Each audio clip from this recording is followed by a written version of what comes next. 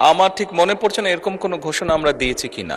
সংসদে আবারও শুরু হয়েছে তুমুল রাজনৈতিক বিতর্ক। সরকার দল বিরোধী দল সব মিলিয়ে পরিস্থিতি এখন বেশ উত্তপ্ত। সম্প্রতি সংসদে উঠে এসেছে একটি বড় অভিযোগ। বিরোধী দলের এমপিরা বলছেন তাদের ঠিকমতো কথা বলার সুযোগ দেওয়া হচ্ছে না। তাদের দাবি গুরুত্বপূর্ণ বিষয় নিয়ে কথা বলতে গেলেও সময় খুব কম দেওয়া হচ্ছে এবং অনেক সময় বাধার মুখে পড়তে হচ্ছে। বিশেষ করে তারা অভিযোগ করেছেন সরকার দলীয় এমপি ও মন্ত্রীরা আলোচনার বেশিরভাগ সময় নিয়ে নিচ্ছে। এর পাশাপাশি আরেকটি বিষয় উঠে এসেছে, জুলাই সনদ বা আন্দোলনের দাবি বাস্তবায়ন করা হচ্ছে না বলে বিরোধী পক্ষ থেকে অভিযোগ করা হচ্ছে। অর্থাৎ যে প্রতিশ্রুতি বা দাবি নিয়ে আন্দোলন হয়েছিল তা এখনও বাস্তবে রূপ পায়নি, এমনটাই তাদের বক্তব্য।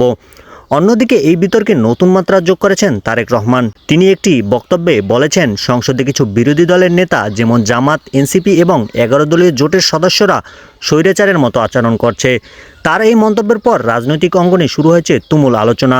একদিকে বিরোধীরা বলছেন তাদের কণ্ঠরোধ করা হচ্ছে, অন্যদিকে আবার তাদের বিরুদ্ধেই উঠেছে স্বৈরাচারের অভিযোগ।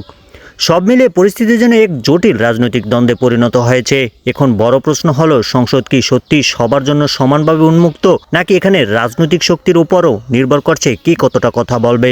আর জুলাইয়ের দাবি সেটা কি বাস্তবায়ন হবে নাকি শুধু রাজনৈতিক আলোচনাতেই সীমাবদ্ধ থাকবে? আপনার কি মনে হয়, কে সঠিক, সরকার নাকি বিরোধী দল? কমেন্টে আপনার মতামত জানাতে ভুলবেন না। ভিডিওটি ভালো লাগলে লাইক, শেয়ার এবং সাবস্ক্রাইব করুন।